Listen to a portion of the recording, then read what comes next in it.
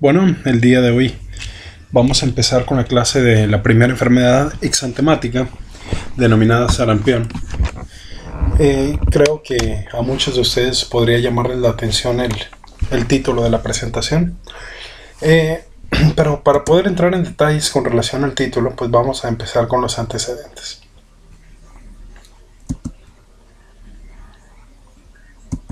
Quiero comentarles que dentro de las enfermedades exantemáticas descritas originalmente en la literatura son 6, y vamos a hablar un poquito acerca de las curiosidades de las enfermedades exantemáticas. Quiero comentarles que la primera y la tercera enfermedad, que son causadas por dos agentes virales, que son RNA virus, que un poquito más adelante vamos a tratar de entrar en detalle qué diferencia existe entre la replicación de un RNA y un DNA virus. La segunda enfermedad, que es la única enfermedad dentro de las exantemáticas originalmente descritas causada por una bacteria, es causada por Streptococcus pyogenes. La cuarta enfermedad descrita, llamada enfermedad de Philatovs-Dux, terminó por descartarse dentro de las enfermedades originales, ya que se vio que era una variante clínica, alguna mezcla de algunas de las que ya estaban descritas, y cosa curiosa, la cuarta enfermedad no existe. La quinta enfermedad, el exantema súbito, y la sexta, que es el eritema infeccioso, son dos enfermedades virales causadas por DNA virus. Es decir, quiero comentarles que tanto la primera como la tercera son causadas por RNA virus, la cuarta enfermedad no existe, de la tercera se brinca a la quinta, y la quinta y la sexta son causadas por DNA virus, que insisto, en un momento más vamos a hablar acerca de cuál es la replicación y la diferencia entre uno y otro. Cabe comentar que antes de la vacuna, la vacuna es algo muy reciente, no es algo que se haya empleado anteriormente. Quiero decirles que la vacuna está vigente desde 1988, y antes de la era prevacunación se reportaban en Estados Unidos hasta 500,000 de casos de los reportados, porque originalmente se pensaba que había de 3 a 4 millones de casos los que se presentaban. Quiero decirles que la tasa de mortalidad pues era muy variable, pero la tasa de mortalidad reportada en ese tiempo era de hasta casi 500 pacientes. Es decir, existía una tasa de mortalidad del 1%. Pero insisto, de los casos que están ahí son casos que en realidad se reportaban, pero se sospechaba que los estimados fueran hasta 4 millones de casos. Quiere decir que desde 1988 que la vacuna se empezó a poner como normativa. Resulta que un año después, entre 1989 y en el 91, hubo una emergencia, un brote en Estados Unidos de una cepa viral que se vio una reducción importante de las infecciones después de la primera vacuna.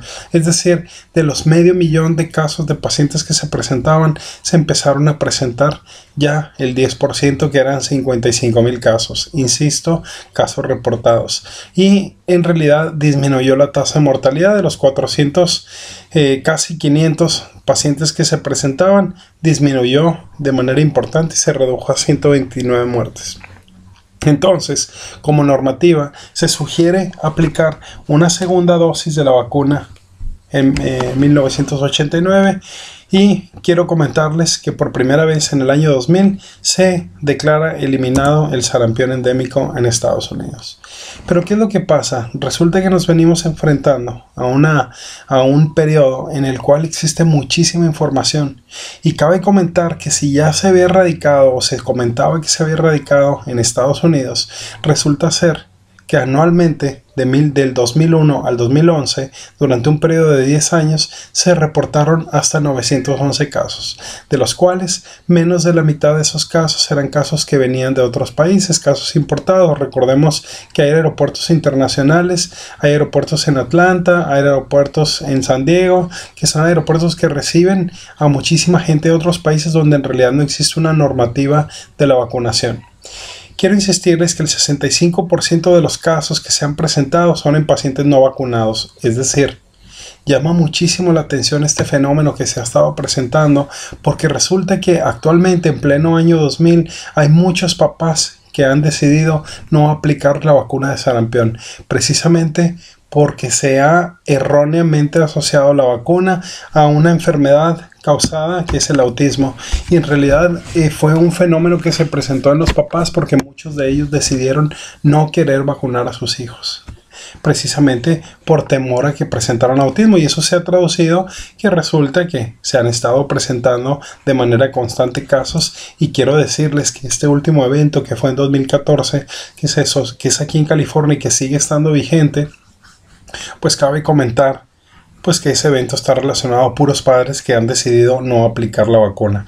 Y como estamos viendo aquí, estamos viendo en esta gráfica que en 2014 se ha presentado casos como nunca antes se habían presentado. Es decir, en los últimos 15 años en Estados Unidos no se habían presentado casos similares, y resulta que hay un despunte que se ha presentado. Pero vamos a hablar acerca un poquito de las bases inmunológicas de la infección por sarampión y cómo es que la infección se presenta.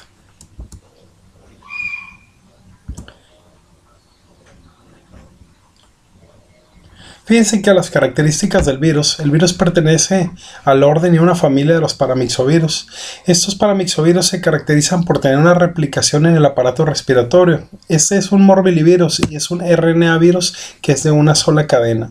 Tiene proteínas estructurales, como estamos viendo en la gráfica de abajo. Tiene proteínas estructurales que lo único que van a favorecer es su fusión.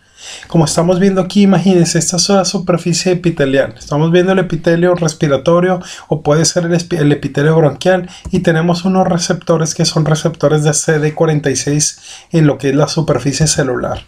Una vez que el virus llega y se acopla al receptor CD46, lo único que va a suceder ahí, esto es gracias a una glicoproteína de fusión, que es una de las que estábamos viendo ahí en las membranas, en su envoltura. Tiene esas proteínas que van a favorecer esa adhesión y se van a acoplar a ese ligando que es el CD46, que lo único que va a favorecer es que la hemaglutinina se active, y lo que va a generar es que haya introducción del virus al citoplasma celular. Y una vez, que está en el citoplasma celular, lo único que va a favorecer es que el virus se empiece a activar y va a empezar a replicarse dentro de la célula. Les había comentado que les iba a insistir o les iba a aclarar qué diferencia existe entre la replicación de un RNA y un DNA virus. Los DNA virus, como estamos viendo ahí, los DNA virus contienen una replicación que es en el núcleo celular, y el RNA virus, como estamos viendo en la gráfica, pues tiene una replicación que es en el citoplasma. Una vez que se empieza a replicar el virus, empieza a expresar en la superficie y en las membranas celulares una proteína para decirle al sistema inmune que esa célula le pertenece y es una célula que está parasitada.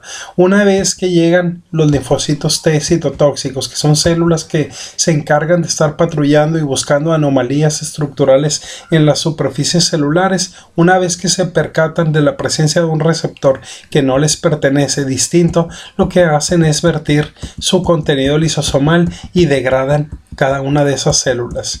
Una vez que está degradada la célula, lo único que va a generar es que se expone al virus y a los viriones que se están apenas haciendo, y resulta que lo único que empieza a generar es una atracción de macrófagos, que son los mediadores de la inflamación, para poderlos presentar.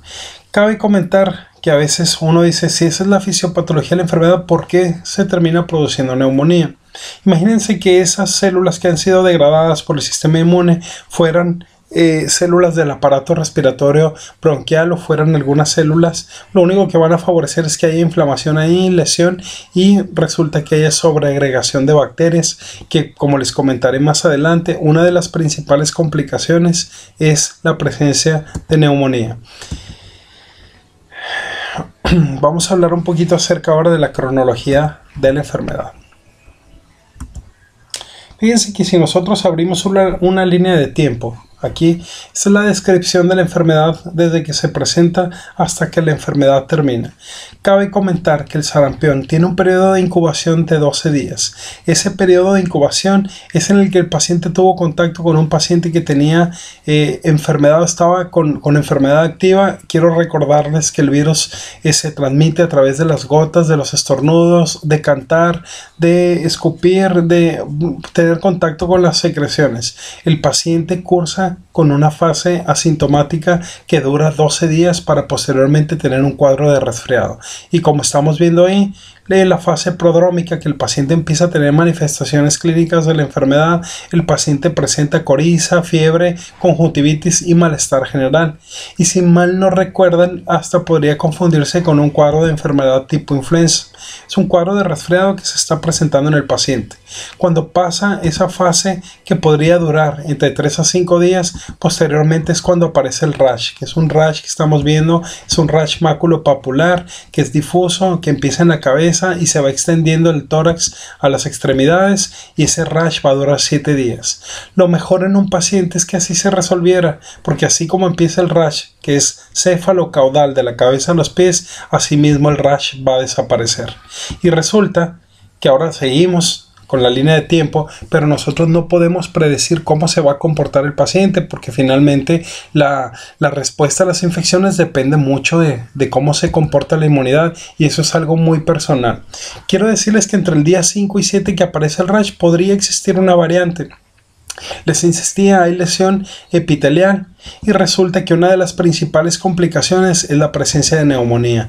El paciente empieza con dificultad respiratoria progresiva, empieza con fiebre, deterioro respiratorio y empieza con clínica de neumonía, que finalmente lo que se tiene que tratar son las complicaciones. Ahora imagínense un paciente que presenta alteraciones del estado mental, crisis convulsivas y que podría presentar alguna otra situación. Finalmente una de las principales complicaciones que son muy temidas es la neuroinfección asociada, pero es precisamente en esta fase.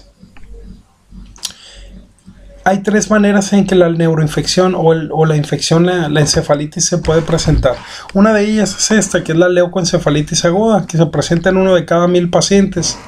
Y quiero decirles que esa es la variante en la cual el paciente podría presentar un cuadro clínico que tenga una evolución normal. El 25% de los pacientes podrían presentar secuelas mayores, es decir, tener complicaciones asociadas y ya ser complicaciones irreversibles, y solamente el 15% de esos pacientes va a morir. Existe una segunda manera, que es la panencefalitis esclerosante subaguda. En el cuadro clínico es un deterioro progresivo a lo largo del tiempo a pesar de la resolución de la enfermedad, y sigue con un deterioro neurológico y finalmente termina en algo muy catastrófico. Y la encefalitis con cuerpos de inclusión se presenta en pacientes inmunodeficientes o pacientes inmunosuprimidos, como pacientes con cáncer, y la inmunodeficiente, pacientes en SIDA que no tienen tratamiento. Es decir, cuando nosotros tenemos un caso, se presenta un caso sospechoso de sarampión que presenta todas esas características clínicas que les vengo informando, lo primero que tenemos que saber es dónde estuvo ese paciente.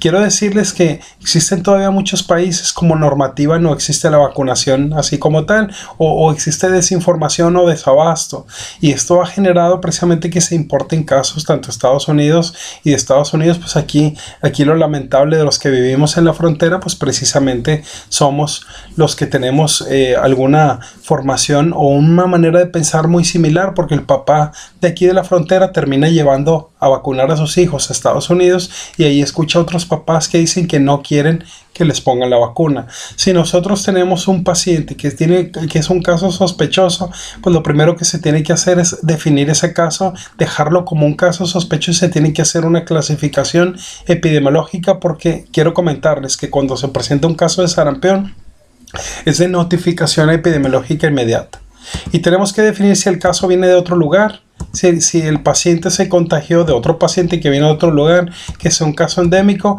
o a veces hay causas desconocidas. Pero quiero comentarles que el tratamiento es con base a un diagnóstico bien hecho. Quiero decirles, chicos, que el diagnóstico es clínico finalmente, con base en epidemiología, y nunca vamos a hacer caso de las pruebas moleculares. Por otro lado, el tratamiento hay que ofrecer manejo de los síntomas y evitar que las complicaciones o tratar las complicaciones, porque finalmente no podemos definir quién se va a complicar. Aquí les estoy mostrando, este fue el recorte del periódico, que este brote que hubo de sarampión no se había presentado en 15 años. Entonces vamos a hablar acerca de realidades y conclusiones. Miren, como realidades vamos a empezar. La mayoría de las personas que les dio sarampión no estaban vacunadas. El sarampión todavía es endémico en muchas partes del mundo, y cada persona que vaya a viajar es importante que se informe qué enfermedades endémicas hay allá y se debe de vacunar. Y se puede propagar a una comunidad que no puede ser o que no haya sido vacunada. Es decir, como conclusiones, si la mayoría de las personas que les dio sarampión no estaban vacunadas, tenemos que informarles a los papás que no existe ningún riesgo con la vacuna de sarampión, que se han hecho múltiples estudios en los cuales se ha descartado la posibilidad de que el paciente pudiera presentar autismo. Tenemos que asesorar y vacunar a la gente que va a viajar y tenemos que seguir informando a los papás. Dejo este espacio para sus preguntas, yo espero sus comentarios y realmente espero que esto sea útil para todos ustedes. Muchas gracias.